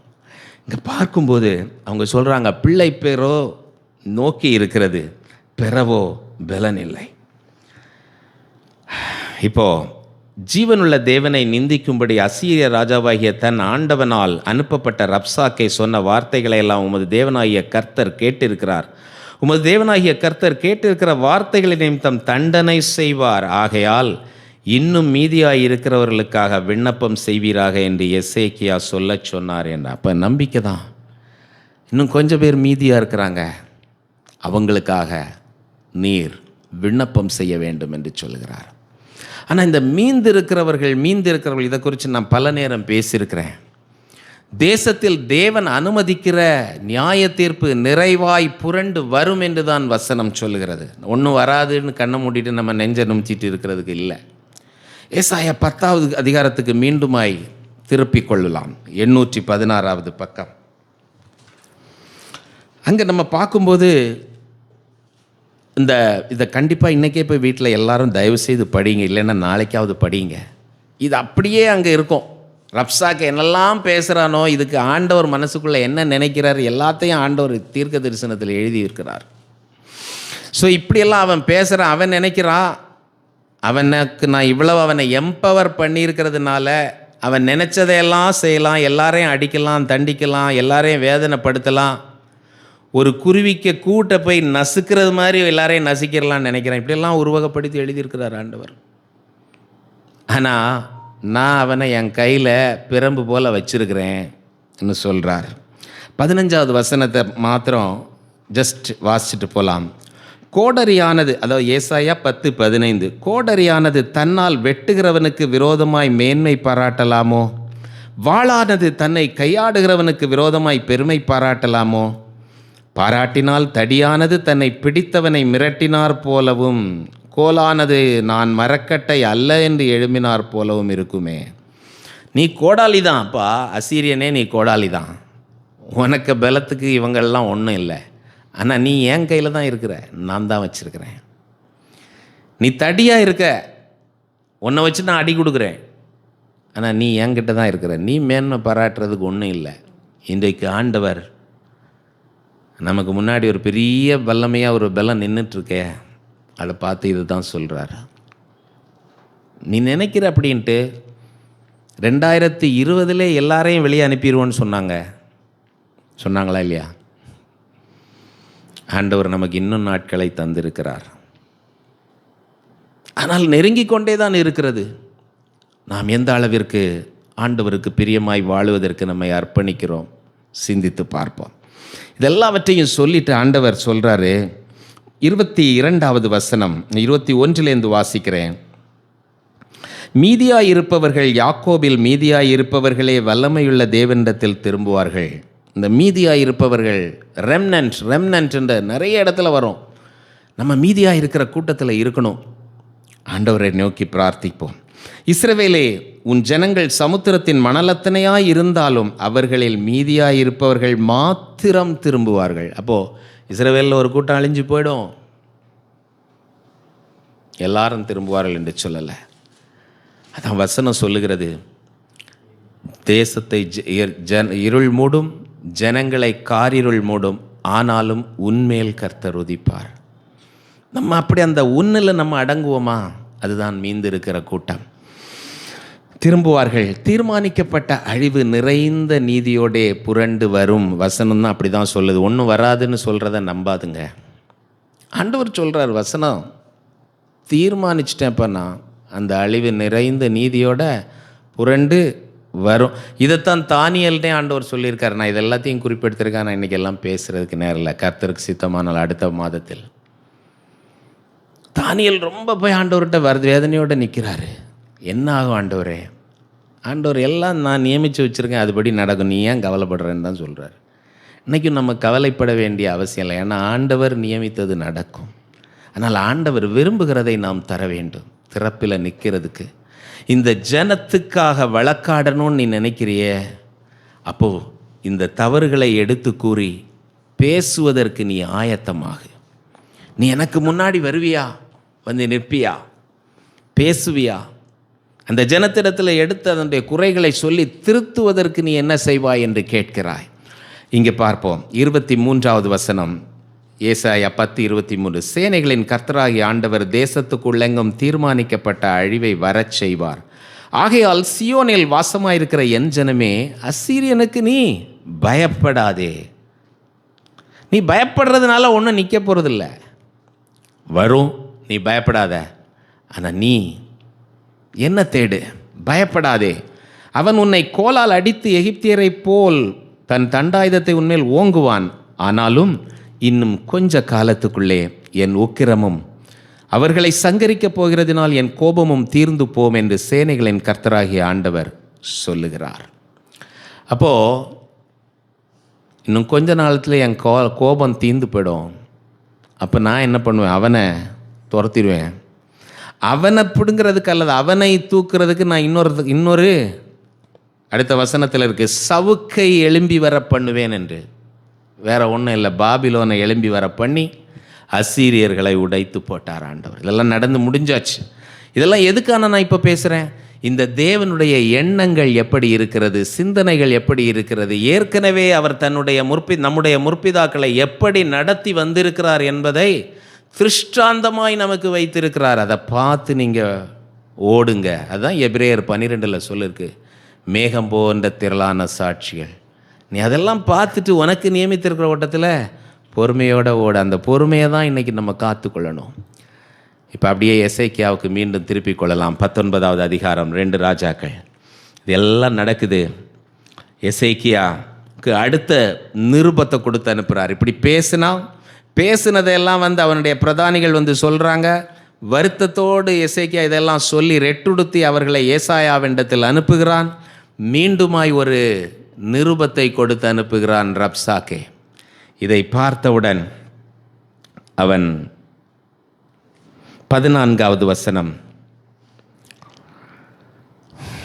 எசேக்கியா ஸ்தானாதிபதிகளின் கையிலிருந்து நிருபத்தை வாங்கி வாசித்த பின்பு அவன் கர்த்தரின் ஆலயத்திற்கு போய் அதை கர்த்தருக்கு முன்பாக விரித்து, கர்த்தரை நோக்கி, கேருபீன்களின் மத்தியில் வாசம் பண்ணுகிற இஸ்ரவேலின் தேவனாகிய கர்த்தாவே, நீர் ஒருவரே பூமியின் ராஜ்யங்களுக்கெல்லாம் தேவனானவர். நீர் வானத்தையும் பூமியையும் உண்டாக்கினீர். பாருங்கள், அந்த ப்ரேயர் ஃபோக்கஸ்டாக ஒரே சிம்பிள் ப்ரேயர் தான். முதல்ல அவருடைய பிரஸ்தாபம் என்ன? நமக்கும் ஆண்டவர் ஜெபம் பண்ண அப்படி தான் சொல்லி கொடுத்துருக்காரு. எடுத்த உடனே ஆண்டவரே அவன் நிற்கிறான், அவன் அதை சொல்லுன்னு சொல்கிறதுக்கு இல்லை. சொல்ல வேண்டிய பரமண்டலங்களில் இருக்கிற எங்கள் பிதாவே. First of all recognise him what he is, who he is. ஆனால் அது நமக்கு ரொம்ப வர்றதில்லை. நம்ம எடுத்த உடனே வேறு மாதிரி டைரெக்ஷனில் ஜெபம் பண்ணுவோம். ஆனால் இன்றைக்கு மாற்றிக்கொள்வோம். எசேக்கியாவுக்கு அன்னைக்கு இல்லாத பிரச்சனையாக நமக்கு வந்துடுச்சு. அவர் போய் சொல்கிறார், நீர் வானத்தையும் பூமியையும் உண்டாக்கினீர். கர்த்தாவே, உமது செவியை சாய்த்து கேளும். கர்த்தாவே, நீர் உமது கண்களை திறந்து பாரும். சனகரிப் ஜீவனுள்ள தேவனை நிந்திக்கும்படிக்கு சொல்லி அனுப்பின வார்த்தைகளை கேளும். கர்த்தாவே, அசீரிய ராஜாக்கள் அந்த ஜாதிகளையும் அவர்கள் தேசத்தையும் நாசமாக்கி, இது வேறு இடத்துல நடந்தது, அவர்களுடைய தேவர்களை நெருப்பிலே போட்டுவிட்டது மெய்தான். அவைகள் தேவர்கள் அல்லவே, மனுஷர் கைவேலையான மரமும் கல்லும் தானே. ஆகையால் அவைகளை நீர்த்துளி ஆக்கினார்கள். இப்போதும் எங்கள் தேவனாகிய கர்த்தாவே, நீர் ஒருவரே தேவனாகிய கர்த்தர் என்று பூமியின் ராஜ்யங்கள் எல்லாம் அறியும்படிக்கு எங்களை அவன் கைக்கு நீங்களாக்கி ரட்சியும் என்று விண்ணப்பம் பண்ணினான். அவ்வளோதான். அவன் சொல்கிறதெல்லாம் உண்மைதான் ஆண்டவரே, அதெல்லாம் கடவுளே கிடையாது. நீர் சர்வ வல்லமையுள்ள தேவன். உமக்கு நேராய் அவன் பேசின அந்த வார்த்தைகளெல்லாம் நீர் கேட்டீர். நீர் எங்களை விடுவியும் ரட்சியும் என்று சொல்லி விண்ணப்பம் பண்ணின. அவ்வளோதான். இது கேட்ட உடனே இவ்வளவுதான் சொல்கிறாரு. அந்த நேரத்தில் ஆமோத்ஸின் குமாரனாகிய ஏசாயா இவருக்கு பதில் சொல்லி அனுப்புகிறார். இதே பகுதியை நாளாகம புஸ்தகத்தில் பார்த்தீங்கன்னா ஏசாயாவும் எசேக்கியாவும் சேர்ந்து தேவனை நோக்கி அபயமிட்டார்கள் என்று இருக்குது. இன்றைக்கு நம்முடைய தலைவர்கள் தீர்க்கதரிசியோடு சேர்ந்து அபயமிடுகிறதை நாம் பார்க்க முடிகிறதா? நம்ம தீர்க்கதரிசியோடு சேர்ந்து தேசத்தின் தலைவர்கள் அபயமிடுகிறதை நாம் பார்க்க முடிகிறதா? ஏசாயாவும் எசேக்கியாவும் சேர்ந்து தேவனை நோக்கி அபயமிட்டார்கள் என்று நாளாகம புஸ்தகத்திலே சொல்லி இருக்கிறதை நாம் பார்க்க முடிகிறது. எனவே இங்கே ஏசாயா வீட்டில் சென்றதை வாசித்து பாருங்கள். ஏசாயா இங்கே அவருக்கு பதில் சொல்லி அனுப்புகிறார். நான்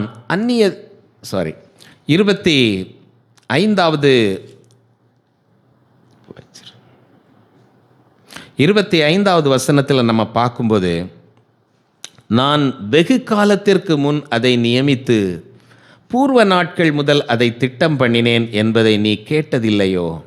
இப்பொழுது நீ அரணான பட்டணங்களை பாழான மண்மேடுகள் ஆக்கும்படிக்கு நானே அதை சம்பவிக்க பண்ணினேன். இது யார்? ஆண்டவர் அவனுக்கு ரப்சாக்கே சொன்னதுக்கு பதில் சொல்கிறாரு. நீ எல்லாம் செஞ்சப்பா, ஆனால் அதெல்லாம் சம்பவிக்க பண்ணது யார்? நான். ஆனால் இங்கே ஒன்றை கவனிக்கும், நான் வெகு காலத்திற்கு முன் அதை நியமித்து பூர்வ நாட்கள் முதல் அதை திட்டம் பண்ணினேன். அப்போ இந்த 2024 எலெக்ஷன் யார் வின் பண்ண போகிறாருன்னு அவர் திட்டம் பண்ணியாச்சு இல்லை? நம்ம ஆண்டவர்கிட்ட சிரிச்சிட்டு, ஆண்டவரே உம்முடைய ராஜ்யம் வருவதாக, உம்முடைய சித்தம் பரமண்டலத்திலே செய்யப்படுவது போல பூமியிலேயும் செய்யப்படுவதாக உண்மையாக ஜெபம் பண்ணிட்டு இருந்தால் போதும். எசேக்கியா எப்படி உண்மையாய் தேவனை தேடுகிறவனாக இருந்தான். அதனால தான் அவனுக்கு திறப்பில் நிற்கிறதுக்குரிய கட்ஸ் இருந்தது. ஜனங்களெல்லாம் வந்து கூடி அவனை பிடிச்சிட்டு நிற்கல. அவன் ஆண்டவருக்கு முன்பாக நிருபத்தை கொண்டு வைத்துவிட்டு ஆண்டவரை நோக்கி பார்த்து பிரார்த்தித்தான். இப்போ இதெல்லாம் பேசியாச்சு. 28வது வசனம்.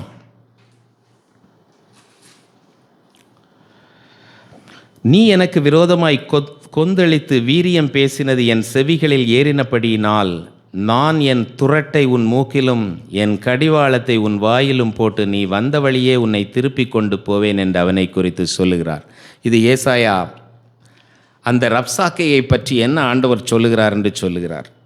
அதன் பின்பு உனக்கு எசேக்கியாவிற்கு அடையாளமாயிருப்பது என்னவென்றால், இந்த வருஷத்திலே தப்பி பயிராகிறதையும் 2ஆம் வருஷத்திலே தானாய் விளைகிறதையும் சாப்பிடுவீர்கள். 3ஆம் வருஷத்திலோ விதைத்து அறுத்து திராட்சை தோட்டங்களை நாட்டி அவைகளின் கனிகளை புசிப்பீர்கள். இதுக்கு என்ன, எதுக்கு இந்த அடையாளம்? நான் உங்கள் கூட இருக்கிறேன். நீ திறப்பில் வந்து நின்னல, ஜனம் பொல்லாதது தான் இருக்குது, ஆனால் நான் உன் கூட இருக்கிறேன். அதற்கு அடையாளத்தை ஆண்டவர் கொடுக்கிறார். யூதா வம்சத்தாரில் தப்பி மீந்திருக்கிறவர்கள் மறுபடியும் கீழே வேர் பற்றி மேலே கனி கொடுப்பார்கள். இந்த நியமிக்கப்பட்டிருக்கிற அழிவு நியாய தீர்ப்பு நிறைவாய் புரண்டு வரும் என்று ஏசாயாவில் வாசித்தது நடைபெறலாம். இப்போ நடக்கலாம், எப்போ வேணாலும் நடக்கலாம். ஆனால் மீந்திருக்கிற கூட்டத்தில் நாம் இருப்போம் என்றால் வேர் பற்றி கனி கொடுத்து நாம் எழும்புவோம். மீதியாக இருக்கிறவர்கள் எருசலேமிலும் 31, தப்பினவர்கள் சீயோன் மலையிலும் இருந்து புறப்படுவார்கள். சேனைகளுடைய கர்த்தரின் வைராக்கியம் இதை செய்யும். நமக்கு பார்த்தா ஆண்டவர் வைராக்கியம் உள்ளவர் மாதிரி தெரியல, எல்லாத்தையும் பார்த்துட்டே சும்மா இருக்கிற மாதிரி தெரியுது.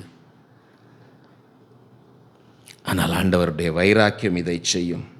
அப்புறம் நம்ம எப்போவுமே கேட்குற இதெல்லாம், அன்று ராத்திரியில் என்ன நடந்து, ஒரே ஒரு தேவதூதனை அனுப்பினார். 1,85,000 பேரை ஒரே ஆளாக சங்கரித்தார், துரத்தி விட்டுட்டார். அப்போது இப்படிப்பட்ட ஒரு மிராக்குலஸ் டீட் செய்வதற்கு என் தேவனால் கூடும். ஆனால் அந்த தேவன் இதெல்லாம் பேசும்போது சைலண்ட்டாக இருக்கிறார். இன்றைக்கி என்னெல்லாம் சொல்கிறாங்க எல்லாத்துலேயும் அவர் சைலண்ட்டாக இருக்கிறாரு. அவர் நினச்சா ஒரு நைட்டு தான் எதை வேணாலும் மாற்ற முடியும். ஆனால் அவருக்கு தேவை எசேக்கியாவை போல் திறப்பில் நிற்பதற்கு ஒருவன் வேண்டும். இன்றைக்கு நாம் அதை செய்ய முடியுமா? ஆண்டவரிடத்தில் கொஞ்சம் அர்ப்பணித்து பேசலாமா?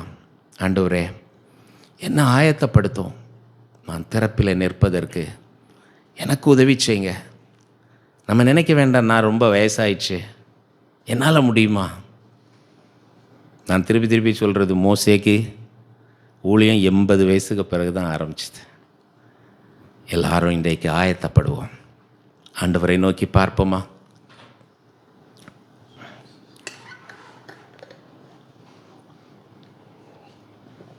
ஆண்டவர்கிட்ட சொல்லுவோம், ஆண்டவரே, என்கிட்ட பலன் இல்லை, என்னுடைய பரிசுத்தம் என்னுடைய நீதி எல்லாம் கந்தை, நீர் என்னை பலப்படுத்தும். ஆதாரம் நீர்தானையா, ஆதாரம் நீர்தானையா, ஆதாரம் நீர்தானையா, ஆதாரம் நீர்தானையா. காலங்கள் மாற கவலைகள் தீர காரணம் நீர்தானையா. காலங்கள் மாற கவலைகள் தீர காரணம் நீர்தானையா. ஆழ்கடல் அலை போன்ற துன்பம் அலையாக புரண்டு வந்தாலும், ஆழ்கடல் அலை போன்ற துன்பம் அலையாக புரண்டு வந்தாலும் ஆண்டவர் நீர் என் துணை நிற்பதாலே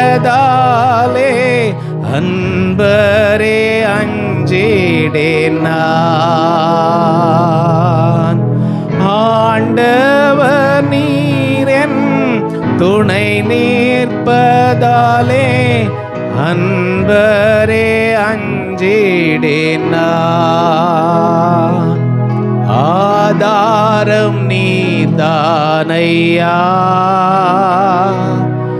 ஆதாரம் நீர்தானையா. காலங்கள் மாற வலைகள் தீர காரணம் நீர்தானையா. திறப்பிலே நீ ஜெபிக்கவோ தேசத்தின் பாவங்களையோ திறப்பேலே நின்று ஜெபிக்கவோ தேசத்தின் பாவங்களையோ எடுத்துரைத்து நான் அழிவை தவிர்க்க கிருபையும் தந்திடுமே.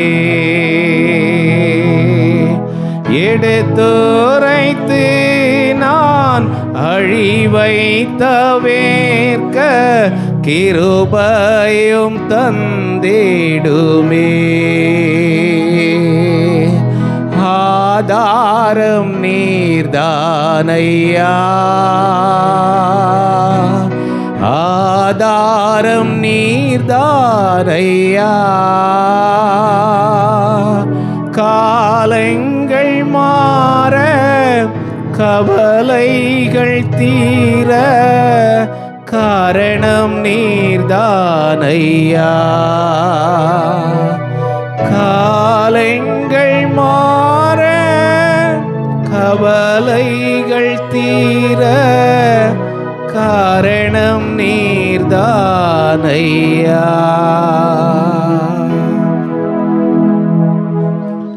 ஆண்டவரை நோக்கி பார்க்கலாம். பிறப்பில் நிற்பது என்றால் அது அத்தனை எளிதல்ல. முதலாவது அதற்குரிய தகுதி பரிசுத்தம் மனத்தாழ்மையிலே உண்டாயிருக்க வேண்டும். மனத்தாழ்மை இல்லாமல் பரிசுத்தத்தை நாம் பெற்றுக்கொள்ள முடியாது. நம்முடைய நீதி, நம்முடைய பரிசுத்தம் எல்லாம் அழுக்கான கந்தை. தேவன் தம்முடைய பரிசுத்தத்தை நீதியின் வஸ்திரத்தினால் நம்மை மூடுவதினால் மாத்திரம்தான் நாம் பெற்றுக்கொள்ள முடியும். அதற்கு தேவை தாழ்மை. தாழ்மை உள்ளவனுக்கு அவர் கிருபை அளிக்கிறார். நீங்கள் கிருபைக்கு கீழ்ப்பட்டிருக்கிறபடியினால் பாவம் உங்களை மேற்கொள்ள முடியாது என்று ரோமர் 6 வாசிக்கிறோம். நம்ம எப்பெல்லாம் தப்பு செய்கிறோமோ அப்போ கிருபையை இழந்து போனோம். இவ்வளோதான், சிம்பிள். நம்முடைய பலத்தில் தப்பு அவாய்ட் பண்ண முடியாது. கிருபையை இழந்து போனோன்னா நம்ம எங்கேயோ பெருமைப்பட்டிருக்கிறோம். இவ்வளவுதான். ஆண்டவரே, இன்றைக்கு எனக்கு தாழ்மையை தாரும். நீர் விரும்புகிற பரிசுத்தத்தை என்னிலே உருவாக்கும் ஐயா. அந்த எசேக்கியா நின்று, ஆண்டவரே, உம்மை நம்பினது அவனுக்கு முன்பும் அவனுக்கு பின்பும் அப்படி ஒருத்தர் இல்லை. கர்த்தரை உறுதியாய் பற்றி கொண்டதிலையும் பின்பற்றினதிலையும் அவனுக்கு முன்பு அவனுக்கு பின்பு யாரும் இல்லை என்று சாட்சி சொல்லுகிற அளவிற்கு ஆண்டவரே அவனை சுத்திகரித்து கொண்டானே. ஆண்டவரே, ஒருவேளை தேசம் ரொம்ப மோசமாக தான் இருந்துச்சு, பொல்லாப்பு நிறைந்ததாக தான் இருந்துச்சு. ஆண்டவரே, விக்கிரகாராதனை நிறைஞ்சு போய் தான் ஜனங்கள் இருந்தார்கள், பிரிந்து கிடந்தார்கள் ஜனங்கள். வடதேசம் அடிமைப்பட்டு போயிற்று, எல்லாம் நெகட்டிவ் தான். அதன் மத்தியில் அவன் உம்மை பிடித்து கொண்டானே. அவரை உறுதியாய் பற்றி கொண்ட மனதை உடையவன், உம்மை உறுதியாய் பற்றி கொண்ட மனதை உடையவன் உம்மையே நம்பி இருக்கிறபடியினால் அவனை பூரண சமாதானத்திற்குள் காத்துக்கொள்வீர். அந்த உறுதியை இந்த நேரத்தில் எங்கள் ஒவ்வொருவருக்கும் தாரும் என்று கேட்கலாம். மோசே ஆண்டவரிடத்தில் சொன்னார், ஆண்டவரே, உம்முடைய கண்களில் எனக்கு கிருபை கிடைச்சதுன்னா உம்முடைய வழியை எனக்கு அறிவியும். ஆண்டவர் வழியை காட்டலை, உனக்கு இளைப்பாறுதல் தருவேன் மட்டும் சொன்னார். ஆனால் மோசே விடலை, திரும்பவும் கேட்டார், உங்களுடைய கண்களில் எனக்கு கிருபை கிடைத்தது உண்டானால் உம்முடைய மகிமை எனக்கு காட்டும். ஆண்டவர் திரும்பியும் அந்த மகிமையை முழுசாக காட்டல. ஆனால் மோசே திரும்ப விடலை. ஆண்டவர்கிட்ட கேட்குற, உம்முடைய கண்களில் கிருபை கிடைத்ததுண்டானால் நீர் எங்கள் மத்தியில் எழுந்தருளும் ஆண்டவரே. இன்றைக்கு நம்ம அதுதான் செய்யணும். அந்த கிருபையை பற்றி புரிந்து கொள்வோம். அந்த கிருபையை பற்றி ஜீவிப்பதற்கு கற்றுக்கொள்வோம். அந்த கிருபைக்காக ஆண்டவரிடத்தில் கேட்போமா? யாராவது ஒருவர் ஆண்டவரிடத்தில் இந்த நேரத்தில் விண்ணப்பம் பண்ணலாம், ஆண்டவரே எங்களுக்கு அந்த கிருபையை தாரோம். அந்த கிருபையை இந்த நேரத்தில் தாங்க. நாங்கள் பரிசுத்தத்தோடு நிற்கவும், இந்த பொல்லாப்புகள் எங்களை சுற்றி நடக்கும் பொழுது நாங்கள் அசைக்கப்பட்டு போகாதபடி எங்களுடைய விசுவாசத்திலே உறுதியாய் நிற்கத்தக்க கிருபையை தாங்க ஆண்டவரே. நாங்கள் திறப்பிலே நிற்கத்தக்கதாய் தேசத்தை அழிவிலிருந்து காக்கக்கூடிய அந்த விசுவாசத்தை எங்களுக்கு தாரும் என்று சொல்லி யாராவது ஒருவர் ஜெபிக்கலாம்.